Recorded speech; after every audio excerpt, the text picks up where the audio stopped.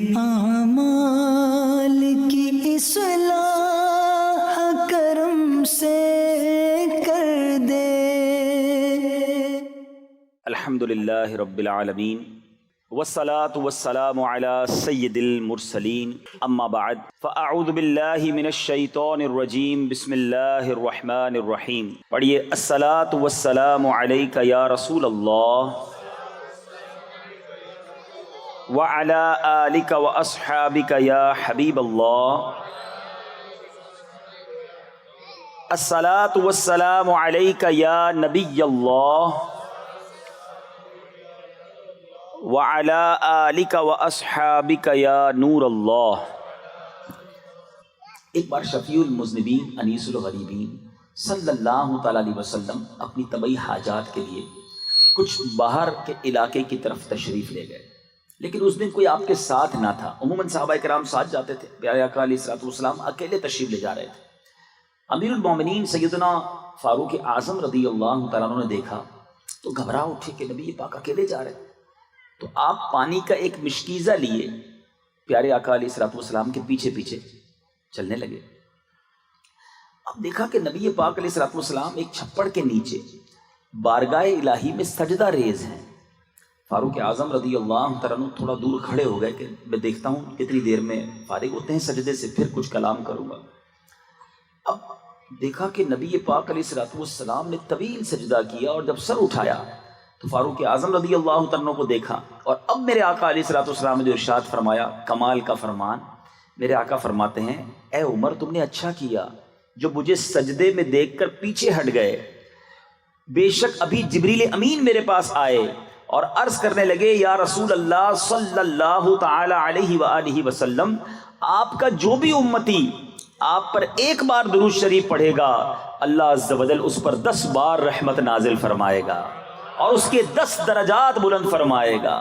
یعنی نبی پاک کو سجدے کے اندر یہ بشارت سنائی گئی کہ آپ کا کوئی بھی امتی آپ پر ایک بار درود پڑھے، اس پر 10 رحمتیں نازل ہوں گی۔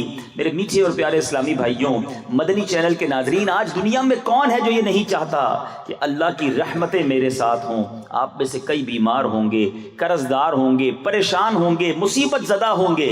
مجھے بتاؤ، ایک رحمت اللہ کی مل جائے تو مشکلیں آسان ہو جائیں۔ درود پڑھنے پر 10 رحمتیں ملتی ہیں۔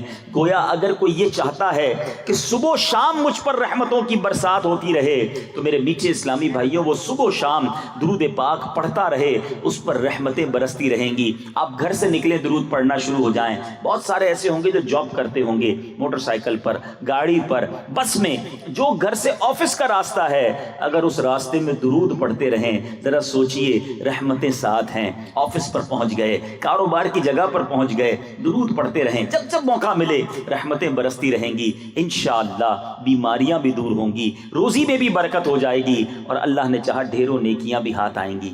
میں بھی نیت کرتا ہوں، آپ بھی نیت کر لیں کہ اب انشاءاللہ روزانہ کثرت کے ساتھ درود پاک پڑھیں گے۔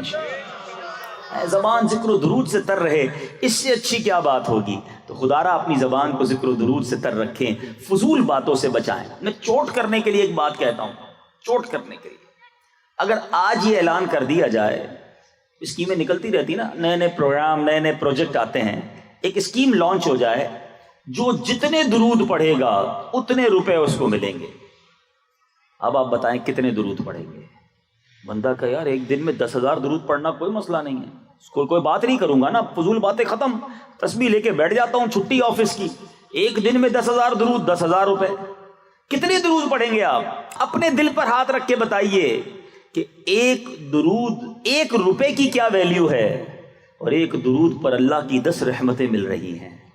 کوئی کمپیریزن ہی نہیں نا، دنیا کی ساری دولت ایک طرف، میرے رب کی ایک رحمت اس کے سامنے کوئی حیثیت نہیں دنیا کی دولت کی۔ ہر درود پر 10 رحمتیں ہیں، مگر فضول باتوں کے لیے ٹائم، سوشل میڈیا کے لیے ٹائم، گپ شپ کرنے کے لیے ٹائم۔ تو بہرحال ان چیزوں میں وقت ضائع کرنے کی بجائے اگر روزانہ کچھ بار، سینکڑوں بار، 313 بار کم از کم درود پڑھ لیا جائے تو کتنی نیکیاں مل جائیں گی۔ انشاءاللہ پڑھیں گے درود پاک انشاءاللہ۔ آئیے محبت کے ساتھ درود پاک پڑھیں۔ صلو علی الحبیب صلی اللہ تعالی علی محمد صلی اللہ علیہ وسلم۔ آج ایک ایسی عظیم ہستی کا تذکرہ کرنا ہے، اور بڑی امید کے ساتھ کرنا ہے کیونکہ وہ ایک ایسی مبارک، ایسی عظیم، اتنی شاندار شخصیت کے مالک ہیں. اللہ کی بارگاہ میں ایسا مرتبہ ہے کہ انشاءاللہ ان کا تذکرہ کریں گے تو رحمتوں کا نزول شروع ہو جائے گا. علماء فرماتے ہیں کہ جہاں نیک لوگوں کا، اللہ کے پسندیدہ بندوں کا ذکر ہوتا ہے، وہاں رب کی رحمتوں کا نزول ہوتا ہے. اور آج تو واقعی ایسی عرفہ و اعلیٰ شخصیت کی بات کرنی ہے، ایمان بھی تازہ ہونا ہے، سیکھنے کو بھی بہت کچھ ملنا ہے، اور انشاءاللہ اپنے اپنے دامن رحمتوں سے بھر کر بھی جانے. شخصیت کون ہے؟ ایک شاندار واقعہ سنیے پہلے. ون آف دا بیوٹیفل، ایسا انسیڈنٹ کہ ایسی شخصیت جس کو اقتدار حاصل ہے، جو امیر المومنین، یعنی آج کے دور میں اگر گنا جائے تو پریزیڈنٹ یا پرائم منسٹر کی پوسٹ پر ہے، the head of the country ہے. اب مدینہ منورہ ہے اور وہاں کی سرد رات ہے. اللہ آپ کو اور مجھے بار بار مدینہ دکھائے. کمال کا شہر ہے، گرمی بھی پوری شدت کے ساتھ حاضری دیتی ہے اور سردی بھی خوب برکتیں لینے پوری حاضری دیتی ہے. عرب شریف میں سردی کے بھی مزے ہیں. تو بہرحال سرد رات، موسم سرما عروج پر تھا. انسان تو انسان، جانور اور پرندے بھی اپنے اپنے گھروں میں، اپنے گھونسلوں میں، اپنی جگہوں پر چھپے ہوئے تھے. ہر طرف سناٹا چھایا ہوا تھا. ایسے وقت میں کوئی باہر نکلنے کا سوچ نہیں سکتا تھا. ایسے وقت میں تعجب کی بات یہ تھی کہ مدینہ منورہ کے دو مقیم علاقائی دورہ کرنے کے لیے نکل کھڑے ہوئے. شہر سے باہر دور کے علاقے کا. حلیے سے، لباس میں کوئی ایسا خاص فرق دونوں میں نظر نہیں آ رہا تھا کہ کون امیر ہے کون غریب ہے. دونوں ایک جیسے ہی حلیے میں نظر آ رہے تھے. لیکن تھا ان میں سے ایک آقا، دوسرا غلام. مگر آقا اور غلام میں نہ لباس میں فرق، نہ جناب کوئی انداز میں فرق. دونوں ایک ساتھ چلتے ہوئے جا رہے تھے. اب مدینہ منورہ کی گلیوں کا مشاہدہ کرتے کرتے یہ دونوں 3 میل دور مشرق میں حرہ واقم تک نکل آئے. حرہ واقم یہ علاقہ ہے، وہاں چلے گئے. چلتے چلتے دونوں رک گئے، اور رکنے کی وجہ یہ تھی کہ انہوں نے دور ایک خیمہ دیکھا سناٹے کے اندر جس میں آگ جل رہی تھی. آقا نے اپنے خادم سے کہا کہ اسلم، اتنی سخت سردی میں یہاں کون ہو سکتا ہے؟ یونیک سی چیز تھی، ٹھنڈ کی رات، خیمے کے اندر آگ جل رہی. اسلم نے کہا آقا مجھے تو کوئی مسافر لگتا ہے یا کوئی قافلہ ہے جو سردی کی وجہ سے شاید یہی ٹھہر گئے. آؤ چل کر دیکھتے ہیں معاملہ کیا ہے. دونوں چلتے ہوئے جیسے خیمے میں پہنچے تو عجیب و غریب منظر تھا کہ وہ خیمہ نہیں بلکہ کوئی ٹوٹا پھوٹا کچا سا گھر تھا. اس میں کوئی قافلہ نہیں تھا بلکہ ایک خاتون ننھے منھے بچوں کے ساتھ مقیم تھی، جس نے چولہے پر ایک ہنڈیا چڑھائی ہوئی تھی اور جیسے کھانا پکا رہی ہو اس کے اوپر اس طرح ہاتھ ہلا رہی تھی جیسے کھانا پک رہا ہے. بچے مسلسل رو رہے تھے، غالباً بچوں کو بہت بھوک لگی تھی. آقا نے سلام کیا تو خاتون نے جواب توجہ سے نہ دیا، بغیر توجہ کیے سلام کا جواب دیا. آقا نے گھر میں داخل ہونے کی اجازت مانگی. کیا میں اندر آ سکتا ہوں؟ خاتون نے کہا اگر خیر کا ارادہ ہے تو آ جاؤ ورنہ پھر کوئی ضرورت نہیں ہے. غالباً وہ بہت دکھی تھی، بے رخی سے جواب دے رہی تھی. زمانے کی ستائی ہوئی خاتون تھی. اس نے خاتون سے استفسار کیا کہ اے خاتون یہ بچے کیوں رو رہے ہیں؟ تو خاتون نے کہا میں مدینہ منورہ کی رہائشی ہوں، بچوں کو شدید بھوک لگی ہے، یہ اسی وجہ سے رو رہے ہیں. آقا نے کہا ہنڈیا میں کیا ہے، کیا پکا رہی ہو؟ خاتون کہتی ہے میں نے بچوں کی دل بہلانے کے لیے آگ پر ہنڈیا تو رکھ دی ہے مگر صرف پانی ہے، میرے پاس کچھ نہیں ہے پکانے کو. میں اس لیے ہنڈیا چلا رہی ہوں کہ یہ روتے روتے تھک کر سو جائیں. آج بھی بھوکے سونا ہے، کئی دنوں کا فاقہ ہے. میں غریب خاتون ہوں، میرے پاس اخراجات نہیں کہ اپنے بچوں کو کھلا سکوں. لیکن امیر المومنین کو ہماری کوئی خبر نہیں. اس عورت نے اس آقا سے شکوہ کیا کہ میں اتنی تکلیف میں ہوں مگر ہمارے امیر المومنین کو کوئی خبر نہیں. ہم ان کے محکوم ہیں، ان کی رعایا ہیں، ان کا حق بنتا ہے کہ ہمارا خیال کریں.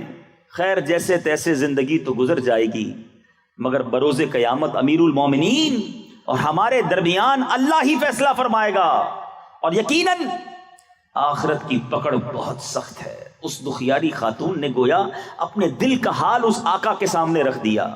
آقا نے جب اس دخیاری عورت کا دکھ سنا تو آبدیدہ ہو گیا اور نرم لہجے میں کہنے لگا اے بی بی اللہ تم پر رحم کرے، تمہاری مصیبتیں اور پریشانیاں دور فرمائے، لیکن امیر المومنین کو کیا معلوم کہ تم کس حال میں ہو؟ خاتون نے سوالیہ لہجے میں کہا وہ ہمارا حاکم ہے اور ہم سے غافل ہے، اسے معلوم ہی نہیں کہ ہم کس حال میں ہیں۔ بہرحال آقا اس دکھیاری خاتون کی حالت زار سن کر گھر سے باہر آیا، اپنے خادم اسلم سے کہا جلدی چلو۔ دونوں تیزی سے چلتے ہوئے مدینہ منورہ کی اندرونی آبادی کی طرف گئے۔ اب جب سے آقا نے اس خاتون کی آپ بیتی سنی تھی، چہرے پہ سنجیدگی، گہری سوچ، تھوڑی دیر کے بعد وہ دونوں غلے کے گودام پر پہنچے۔ اس گودام پر بوری میں آٹا، کھجوریں، کچھ رقم، کھانے پینے کی چیزیں ڈالی گئیں، اور آقا نے اپنے خادم اسلم سے کہا اسلم یہ بوری اٹھاؤ، میرے کاندھے پہ ڈال دو۔ خادم نے کہا میں آپ کے ساتھ موجود ہوں، کاندھے پر اٹھانا میرا کام، آپ میرے آقا۔ مگر وہ آقا کہتا ہے آج اس دنیا میں تو میرے حصے کا بوجھ اپنی پیٹھ پر لا دے گا، میری تکلیف کو برداشت کر لے گا، لیکن یاد کر اس دن کو جس دن کوئی جان کسی دوسری جان کا بوجھ نہ اٹھائے گی، کسی کی تکلیف دوسرے کو نہ دی جائے گی، کیا اس دن بھی تو میرا بوجھ اٹھائے گا؟ خادم اپنے آقا کا فکر آخرت سے بھرا ہوا جواب سن کر خاموش ہو گیا۔ حکم کی تعمیل کرتے ہوئے سارا سامان آقا کی پیٹھ پر لاٹ دیا گیا۔ دونوں ایک بار پھر مدینہ منورہ سے باہر اس دکھیاری خاتون کے گھر کی طرف جا رہے ہیں۔ کیسا منظر ہوگا، غلام ساتھ ہے مگر بوری آقا کے کاندھے پر ہے۔ یہ دونوں چلتے چلتے اس خاتون کے گھر پر پہنچے، سارا سامان اس خاتون کے گھر میں اتارا گیا۔ آقا نے کہا اس میں سے آٹا نکال لو، اس پر نمک ڈالو تاکہ آٹے سے بنایا جانے والا کھانا حریرہ بنایا جائے اور وہ میں بناؤں گا۔ آقا نے ہنڈیا پھونکنا شروع کی، آگ جلائی، یہاں تک کہ دھواں جو ہے وہ اس آقا کی داڑھی سے نکلنے لگا۔ آقا آگ بھی جلاتا رہا، کھانا بھی پکاتا رہا، بالآخر کھانا پک کر تیار ہو گیا۔ آقا نے اب ہنڈیا چولہے سے اتاری، خاتون سے کہا کوئی بڑا اور کھلا برتن لاؤ۔ ایک بڑا پیالہ لایا گیا، کھانا اس میں ڈالا گیا۔ جب کھانا ٹھنڈا ہو گیا تو اب آقا نے کیا کیا، بچوں کو اپنے قریب کر کے اپنے ہاتھوں سے ان بچوں کو کھلانا شروع کیا۔ سب بچوں کے پیٹ بھر گئے، بچے خوش ہو گئے۔ اب آقا نے کیا کیا، بچوں کی دل جوئی کے لیے ان کے ساتھ کھیلنا شروع کیا۔ بچوں کی خوشی میں مزید اضافہ ہو گیا، اب وہ کھیلتے کھیلتے سو گئے۔ آقا بقیہ کھانا اس خاتون کے پاس چھوڑ کر اپنے خادم اسلم کے پاس آ کر بیٹھا۔ اب ٹھنڈی سانس لی، قلبی سکون اسے ملا، بڑا بوجھ ایسا لگتا تھا اتر گیا ہے۔ اب وہ خاتون اس آقا کی طرف متوجہ ہوئی، تعارف نہیں ہوا تھا ابھی تک، اور بہت سارے ہو سکتے ہیں یہاں اسلامی بھائی بھی نہ جانتے ہوں یہ آقا کون، یہ خادم کون، یہ خاتون کون، یہ کون تھا جس کو اتنا خیال تھا۔ اے بدری چینل کے ناظرین سنیے، اب وہ خاتون پوچھتی ہے تم اتنے شفیق اور رحم دل ہو، اس مصیبت کی گھڑی میں تم نے ہماری مدد کی، میرے روتے ہوئے بچوں کے چہروں پر مسکراہٹ کے موتی بکھیرے، میں کس منہ سے تمہارا شکریہ ادا کروں؟ اللہ تمہیں اس کی بہتر جزا عطا فرمائے۔ حقیقت تو یہ ہے کہ تم ہی امیر المومنین بننے کے حقدار ہو۔ اسلم دیکھ رہا تھا کہ اب اس خاتون کے لہجے میں واضح فرق آ گیا ہے اور وہ دل سے بہت خوش دکھائی دے رہی ہے۔ اس آقا کی جگہ کوئی اور ہوتا خوشی سے پھولا نہ سماتا، لوگوں پہ جا کر سینہ چوڑا کر کے اپنا کارنامہ بیان کرتا، لیکن اس آقا نے ان تعریفی کلمات پر کوئی توجہ نہ دی اور کہا کہ اے بی بی جیسا تم کہہ رہی ہو ایسا بالکل نہیں، میں اور امیر المومنین بننے کا حقدار، یہ تو بڑی عجیب بات ہے۔ ہاں ایک بات ضرور ہے کہ اگر تم کبھی امیر المومنین کے دربار میں آؤ گی تو مجھے وہاں ضرور دیکھو گی۔ پھر آقا اللہ کا شکر ادا کرتے ہوئے اپنے خادم اسلم کی طرف متوجہ ہو کر کہنے لگا اے اسلم، بھوک نے ننھے منھے بچوں کو جگا رکھا تھا اور بھوک ہی مسلسل انہیں رلا رہی تھی، میں نے ان کی یہ حالت دیکھی تو مجھے اپنے بچے یاد آ گئے، میں نے اپنے دل میں تہیہ کر لیا جب تک ان بچوں کی بھوک کو شکم سیری، رونے کو ہنسنے اور ان کے غم کو خوشی اور مسرت میں تبدیل نہ کر دوں تب تک چین سے نہ بیٹھوں گا، نہ ہی واپس اپنے گھر جاؤں گا۔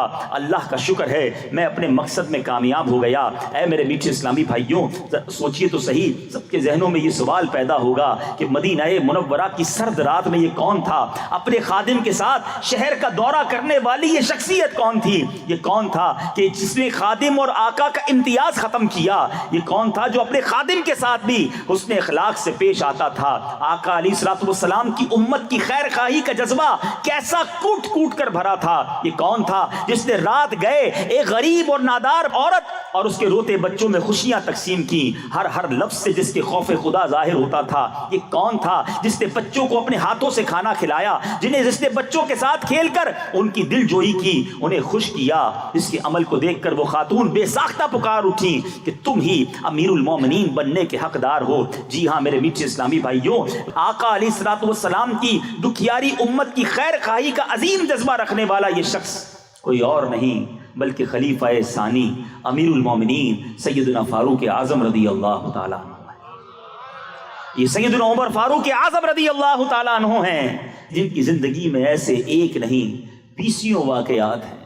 دکھ امت کا، خیال امت کا، احساس ذمہ داری کیسی تھی، یہ واقعہ آج کے دور اور رہتی دنیا کے حکمرانوں کے لیے، رہتی دنیا کے اقتدار میں آنے والوں کے لیے کیسا درس ہے کہ جس کو جس چیز کا ذمہ دار بنایا گیا وہ اس بات کا خیال رکھے۔ ٹھیک ہے ہم میں یہاں کوئی وزیر نہیں بیٹھا، ہم میں یہاں کوئی حکومت کا بندہ نہیں بیٹھا، مگر ہم بھی ذمہ دار ہیں۔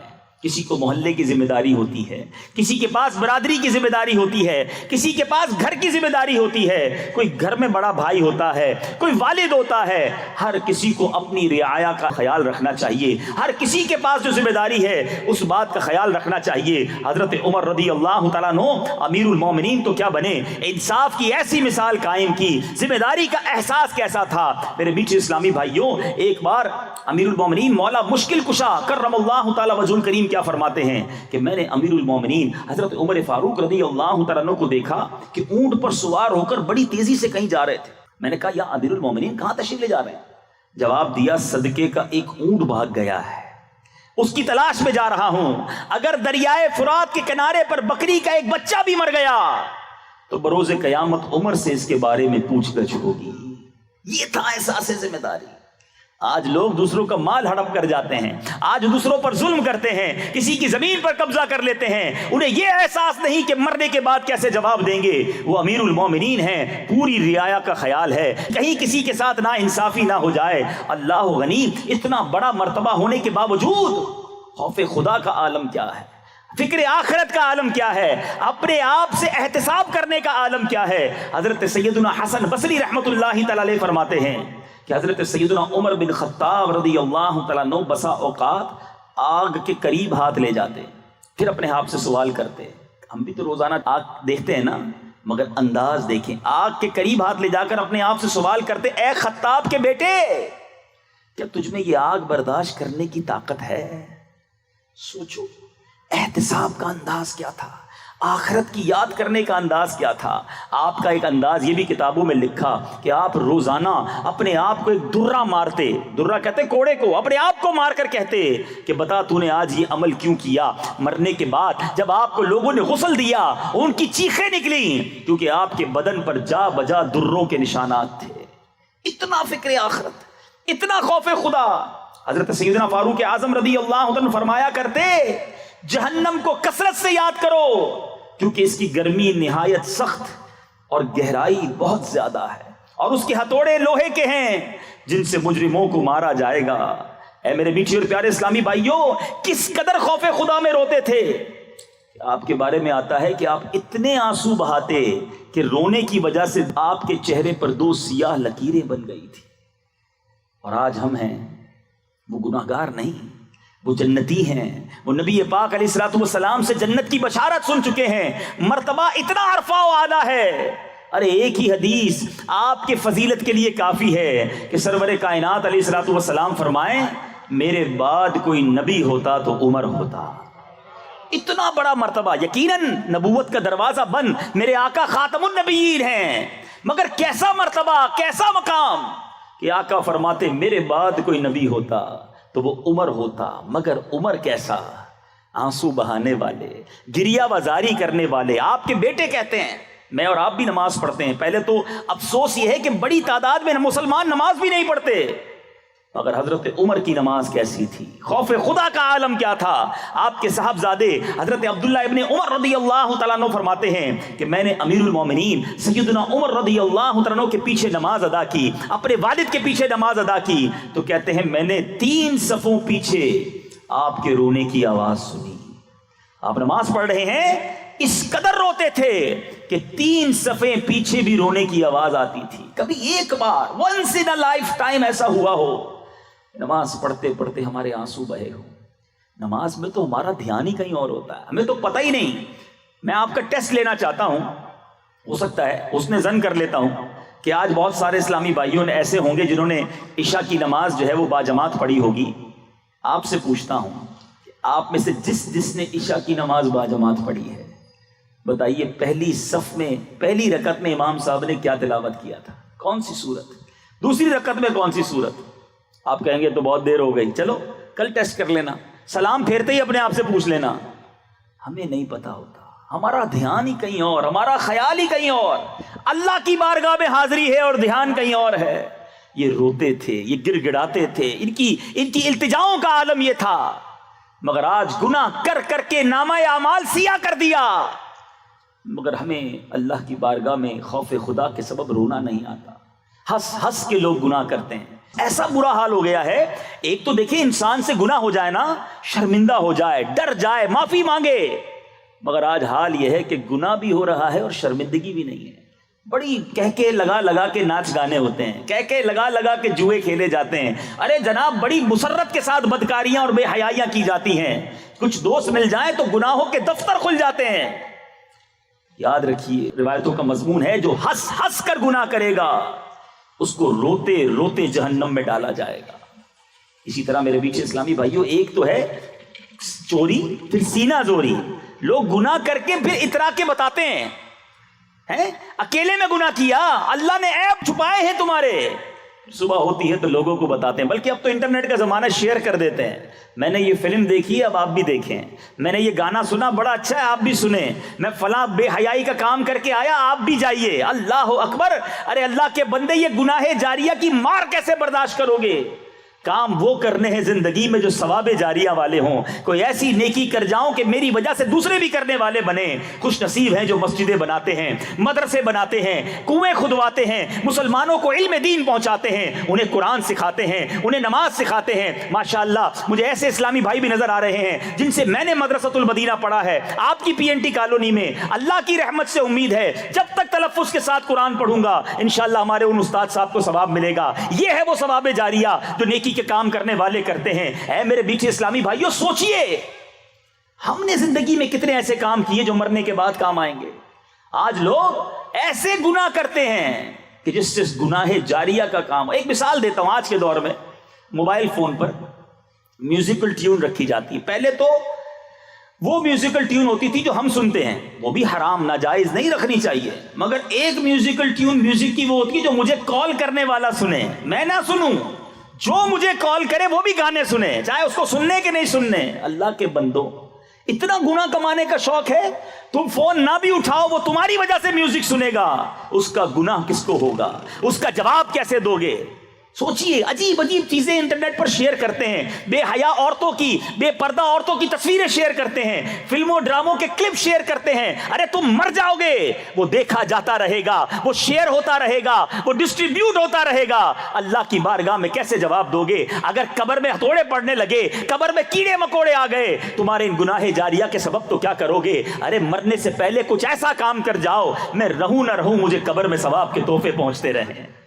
کچھ نمازی بنا جاؤں، کچھ حافظ قرآن بنا جاؤں، کچھ علماء بنا جاؤں، کچھ خود سیکھ کر دوسروں کو سکھا جاؤں۔ اللہ نے رقم دی، پیسہ دیا، تو راہ خدا میں ایسا خرچہ کر جاؤں کہ میرے مرنے کے بعد مجھے ثواب کے تحفے پہنچتے رہے۔ مگر آج کس کو فکر ہے؟ حضرت عمر رضی اللہ تعالیٰ عنہ قطعی جنتی، مقام کیسا؟ آؤ فاروق اعظم رضی اللہ تعالیٰ عنہ کا ذرا تعارف سنو اور ایمان تازہ کرو، اللہ کریم نے مرتبہ کیسا دیا۔ آپ خلیفہ دوم ہیں، جانشین پیغمبر ہیں، وزیر نبی ہیں۔ حضرت عمر آپ کا نام، کنیت ابو حفص اور لقب فاروق اعظم ہے۔ ایک روایت میں ہے 39 مردوں کے بعد آپ ایمان لائے، 39 مردوں کے بعد آپ ایمان لائے، اور آپ 40 کا عدد پورا کرنے والے، سبحان اللہ، ٹھیک ہے، اور اعلان نبوت کے 6 سال ایمان لایا۔ صحابہ کرام کو بڑی ہمت آ گئی۔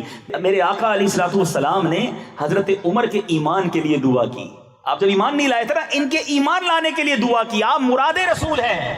بڑا ظلم، بڑا ستم تھا اس وقت، مسلمان چھپ چھپ کر نماز پڑھتے تھے۔ حضرت عمر ایمان تو کیا لائے، مسلمانوں کا سینہ چوڑا ہو گیا۔ عاشقوں کا امام اہل سنت لکھتے ہیں نا، ناریوں کا دور تھا، دل جل رہا تھا نور کا۔ ناری کہتے ہیں جہنمی، وہ لوگ جو تکلیف پہنچانے والے، اسلام دشمن۔ ناریوں کا دور تھا، دل جل رہا تھا نور کا، تم کو دیکھا ہو گیا ٹھنڈا کلیجہ نور کا۔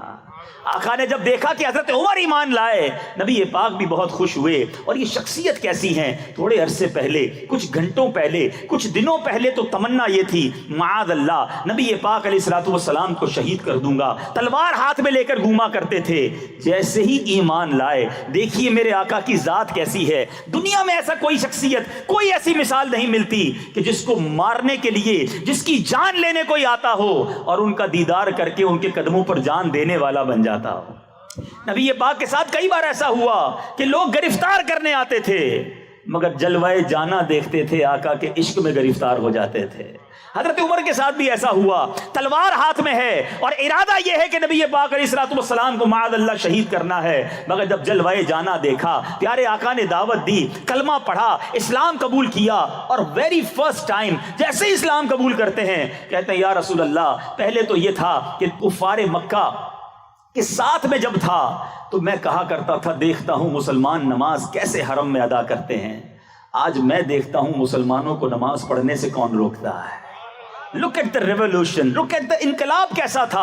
اب چلیے، کیا ہم حق پر نہیں؟ کیسے کوئی ہمیں نماز پڑھنے سے روک سکتا ہے؟ مسلمان کعبے میں کھلے عام اذان نہ دے سکتے تھے، نماز نہ پڑھ سکتے تھے۔ حضرت عمر رضی اللہ تعالیٰ عنہ، اب 40 کا عدد پورا ہوا، پیارے آقا سے عرض کی آقا کیا ہم حق پر نہیں ہیں؟ ہم کیوں چھپ کر نماز پڑھیں؟ ہم کیوں چھپ کر رب کا نام لیں؟ چلیے مسجد الحرام میں چلتے ہیں، کعبہ مشرفہ میں چلتے ہیں۔ اب یہ 40 مسلمان گھر سے نکلتے ہیں، ایک صف کی قیادت کر رہے ہیں حضرت عمر رضی اللہ تعالیٰ عنہ، دوسری صف کی قیادت کر رہے ہیں حضرت حمزہ رضی اللہ تعالیٰ عنہ۔ جب دونوں کے ہاتھ میں تلواریں ہیں اور اس طرح یہ قافلہ جناب مسجد الحرام میں جاتا ہے، کفار کے دل دہل گئے، اب ان کا مقابلہ کیسے کریں؟ ان کے پاس عمر بھی ہیں، حمزہ بھی ہیں، اور حضرت عمر نے ایک شاندار اعلان کیا، جس کو اپنی بیوی بیوہ کروانی ہو، جس کو اپنے بچے یتیم کروانے ہو، آج عمر کے سامنے آ جائے۔ علل اعلان نماز شروع ہوتی ہے، علل اعلان سجدے کیے جاتے ہیں، مسلمانوں کو ایک نیا عروج ملتا ہے۔ علماء بڑی پیاری بات کہتے ہیں، میرے بیچ اسلامی بھائیوں، مجھے اور آپ کو عزت کیسے ملی؟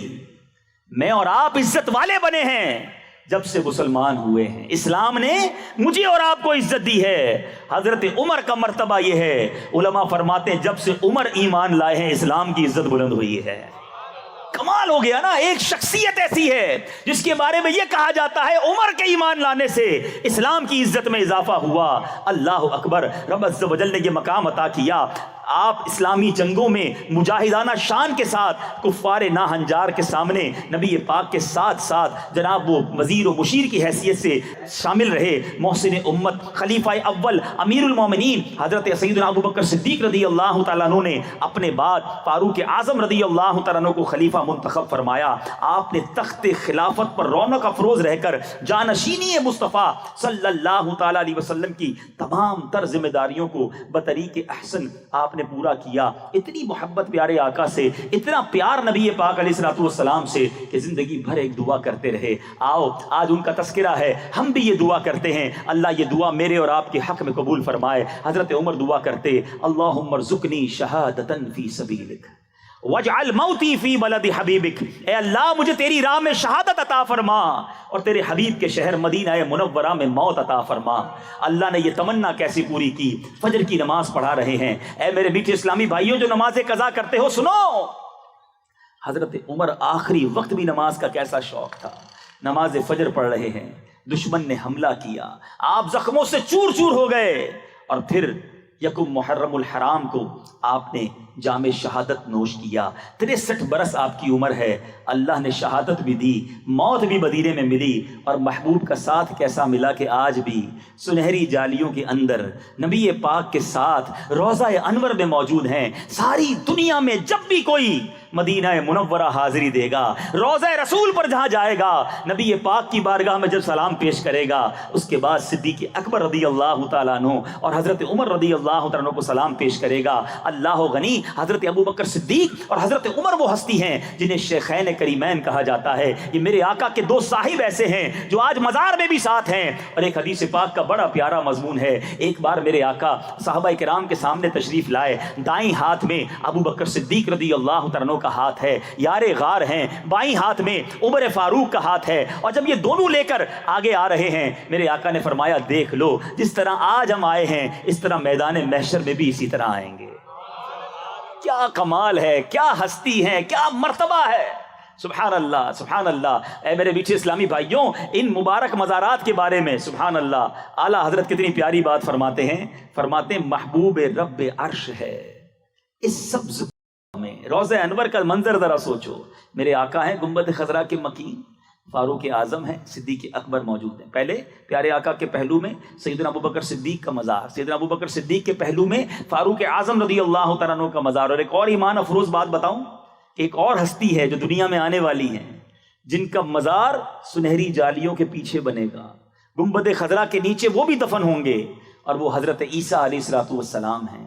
جب قیامت سے پہلے وہ تشریف لائیں گے، جتنا عرصہ دنیا میں گزاریں گے، جب وہ دنیا سے پردہ فرمائیں گے تو نبی پاک کے ساتھ روضہ انور کے اندر ہوں گے۔ اب ذرا سوچئے، اعلیٰ حضرت کہتے ہیں بتاؤں اس گنبد کے نیچے کیا ہے؟ فرماتے محبوب رب عرش ہے، عرش والے مالک کا محبوب وہ کہاں ہیں؟ اس سبز قبہ میں۔ محبوب رب عرش ہیں اس سبز پہلو میں جلوہ گاہ عتیق و عمر کی ہے۔ عتیق لقب حضرت ابو بکر صدیق کا، حضرت عمر اور حضرت ابو بکر صدیق کی طرف اشارہ ہے۔ سنو، محبوب رب عرش ہیں اس سبز پہلو میں جلوہ گاہ عتیق و عمر کی ہے، سعدین کا قرآن ہے، پہلو ماہ میں جھرمٹ کیے ہیں تارے، تجلی کمر کی ہے۔ کیا بات ہے میرے بیچ اسلامی بھائیوں، حضرت عمر فاروق رضی اللہ عنہ کی سیرت وہ ہے جن سے خوف خدا سیکھنے کو ملتا ہے، عشق رسول سیکھنے کو ملتا ہے، احساس ذمہ داری سیکھنے کو ملتا ہے، تقویٰ سیکھنے کو ملتا ہے، اور میرے بیچ اسلامی بھائیوں کس طرح فیصلے کرنے ہیں یہ سیکھنے کو ملتا ہے، عبادت کا شوق کیسا ہونا چاہیے یہ سیکھنے کو ملتا ہے۔ فاروق اعظم رضی اللہ تعالیٰ عنہ کے بارے میں سنیے، عشق رسول کیسا تھا۔ ایک بار نبی پاک علیہ الصلوۃ والسلام کی بارگاہ میں حاضر ہوئے، کوئی غریب اگر مجھے سن رہا ہے، کوئی پریشان مجھے سن رہا ہے، کوئی چھوٹے سے گھر میں رہنے والا مجھے سن رہا ہے، کوئی کرائے کے گھر میں رہنے والا سن رہا ہے، جس کی تنخواہ تھوڑی ہے، گزارا مشکل سے ہوتا ہے، وہ سن رہا ہے، سنو، میں کسی اور کی بات نہیں کر رہا، مالک کے جنت کی بات کر رہا ہوں، اس آقا کی بات کر رہا ہوں جو رب کے حبیب ہیں۔ ان کا مرتبہ کیا ہے پوچھو میرے امام سے، کہتے ہیں فرش والے تیری شوکت کا علوم کیا جانے، آقا ہم فرش والے تیری شوکت کا علوم کیا جانے، خسروا عرش پہ اڑتا ہے پھریرا تیرا، اس آقا کی بات کر رہا ہوں۔ فاروق اعظم نبی پاک کے آشانے میں تشریف لے گئے، آقا آرام کر رہے ہیں۔ پیارے آقا نے جو آرام کیا تھا نا، جس چٹائی پر آرام کر رہے تھے اس پر کوئی کپڑا نہ بچھا ہوا تھا، آپ کے سر مبارک کے نیچے چمڑے کا ایک تکیہ تھا جس میں کھجور کی چھال بھری ہوئی تھی۔ آقا علیہ الصلوۃ والسلام کے مقدس قدموں کی طرف سلم درختوں کے پتوں کا ڈھیر پڑا ہوا تھا، سر اقدس کے پاس چمڑا لٹک رہا تھا۔ آقا کھڑے ہوئے تو آپ کے جسم اقدس پر چٹائی کے نشان تھے، یہ دیکھ کر فاروق اعظم رونے لگے، زاروں قطار رو کر عرض کرتے ہیں یا رسول اللہ صلی اللہ تعالی علیہ وسلم، جب میرے آقا نے دیکھا کہ عمر رو رہے ہیں، کہا عمر کیوں رو رہے ہو، کیا بات ہے؟ عرض کرتے ہیں آقا کیسر و کسرا کے بادشاہ دنیاوی آسائشیں اٹھائیں، بڑے بڑے محل ہیں، ان کے بیڈ رومز ہیں، غلام ہیں، ان کے پاس آسانیاں ہیں، آپ رب کے حبیب ہیں اور چٹائی پر سو رہے ہیں، آپ کے جسم پر نشانات ہیں، آقا لگزری نام کی کوئی چیز نہیں آپ کے پاس۔ نبی پاک علیہ الصلوۃ والسلام فرماتے ہیں اے عمر کیا تم اس بات پر راضی نہیں کہ ان کے لیے دنیا کی عارضی نعمتیں ہوں اور تمہارے لیے آخرت کی ابدی نعمتیں ہوں؟ اے میرے میٹھے اسلامی بھائیوں، اس واقعے سے دو باتیں سیکھنے کو مل رہی ہیں۔ حضرت عمر کو نبی پاک سے پیار کتنا، آقا کی تکلیف دیکھی تو زاروں قطار رونے لگے، اور دوسری بات سبحان اللہ، نبی پاک نے شاندار لیسن لیسن دیا ہے، سبق دیا ہے کہ میرے آقا نے بھی زندگی کیسی گزاری۔ شعر تو بڑے غور سے سنتے ہیں، جھوم کر پڑھتے ہیں کہ ہے چٹائی کا بچھونا، کبھی خاک ہی پہ سونا، کبھی ہاتھ کا سرہانا، مدنی مدینے والے تیری سادگی پہ لاکھوں، تیری عاجزی پہ لاکھوں، ہو سلام عاجزانہ مدنی مدینے والے۔ مگر آقا کی ان باتوں پر غور کیوں نہیں کرتے کہ نبی پاک فرماتے ہیں ہمارے لیے اخروی نعمتیں ہیں، جو غریب ہو، جو مسکین ہو، جو پریشان ہو، اگر وہ صبر کرے تو مالداروں سے کئی سو سال پہلے جنت میں داخل ہو جائے گا، اللہ ابدی نعمتیں اسے عطا فرمائے گا۔ میں کل ہی ایک روایت پڑھ رہا تھا، احیاء العلوم میں امام غزالی نے لکھا، کوئی شخص بازار جائے، بہت بار ایسا ہوتا ہے ہم بازار جاتے ہیں، کوئی چیز دیکھتے ہیں پسند بھی آتی ہے، خرید نہیں سکتے، واپس آ جاتے ہیں۔ کہا فرمایا بازار جائے اور بازار جا کر وہ اس چیز کو خرید نہ سکے اور حسرت کے ساتھ واپس آ جائے، اللہ تبارک و تعالیٰ 1000 سال کی عبادت کا ثواب عطا فرماتا ہے۔ صبر کرنا ہے۔ اب بازار گئے، یار میرے پاس تو پیسے ہی نہیں، اتنا مہنگا جوتا خرید ہی نہیں سکا، میں تو بکرے کا گوشت لے ہی نہیں سکا، آج تو چکن بھی نہیں لا سکا، سبزی ہی لے آیا۔ یہ شکوے نہیں کرنے، صبر، یا اللہ تیرا شکر، تیری مہربانی، جو تو نے دیا تیری مہربانی۔ جوتا نہیں خرید سکا، پیر تو ہے نا، پیر بھی نہ ہوتے تو کیا کرتے؟ ہر حال میں اللہ کا شکر ادا کرنے والے بنے۔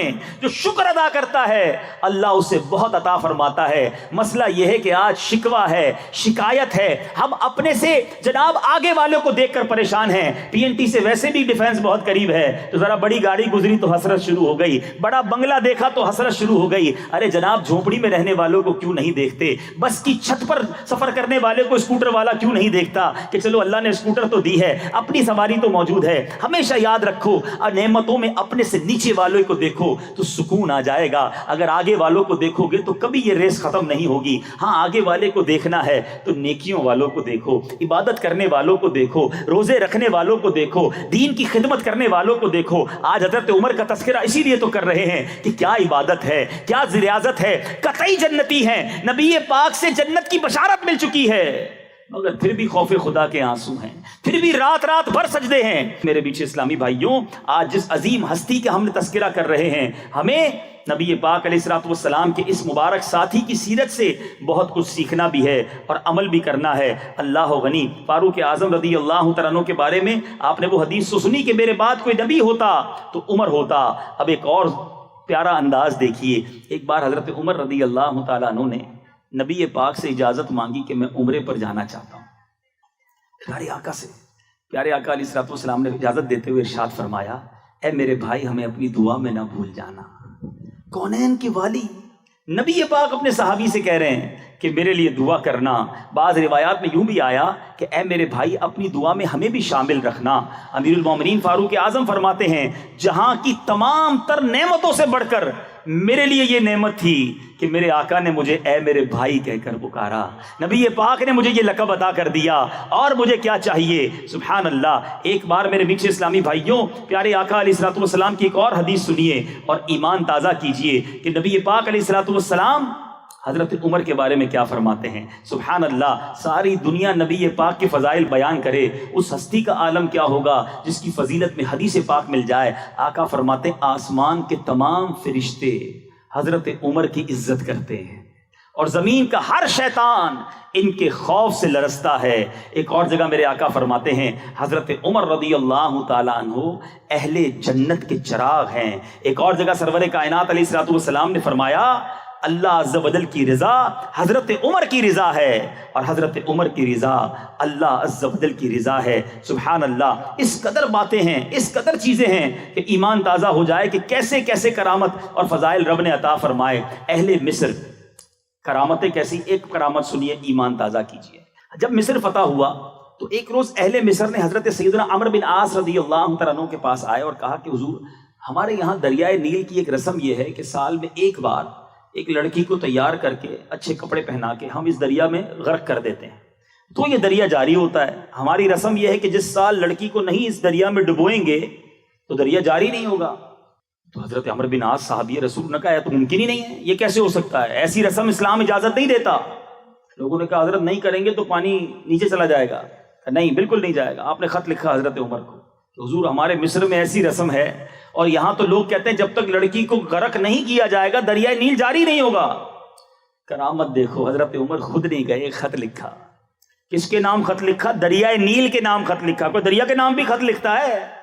مگر چاہیں تو اشاروں سے اپنے کایا ہی پلٹ دیں دنیا کی، چاہیں تو اشاروں سے اپنے کایا ہی پلٹ دیں دنیا کی، یہ شان ہے ان کے غلاموں کی، سرکار کا عالم کیا ہوگا جس وقت خدمت میں ان کی بو بکر عمر عثمان و علی، اس وقت رسول اکرم کے دربار کا عالم کیا ہوگا۔ ذرا سوچئے، حضرت عمر نے خط لکھا دریائے نیل کے نام، حضرت عمر بن عاص کو بھیجا۔ اس خط میں کیا لکھا تھا کہ اے دریائے نیل، اگر تو اللہ کے حکم سے چلتا ہے تو جاری ہو جا، اور اگر اللہ کے حکم سے نہیں چلتا تو پھر ہمیں تمہاری کوئی پرواہ نہیں۔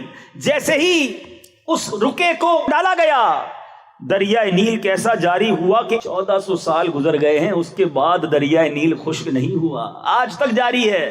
یہ ہے شان اللہ والوں کی۔ اے میرے میٹھے اور پیارے اسلامی بھائیوں، آج اس مبارک ہستی کا ہم نے تذکرہ کیا ہے۔ ہم اللہ سے دعا کرتے ہیں کہ رب کریم تربت سیدنا فاروق اعظم پر کروڑوں انوار و تجلیات کی بارش برسائے، ہم سب کو ان کے فیوز و برکات سے مالا مال فرمائے۔ اللہ تعالی ہم سب کو عمل کرنے کی توفیق عطا فرمائے، آمین بجاہ النبی الامین صلی اللہ تعالی علیہ وسلم۔ میرے اعمال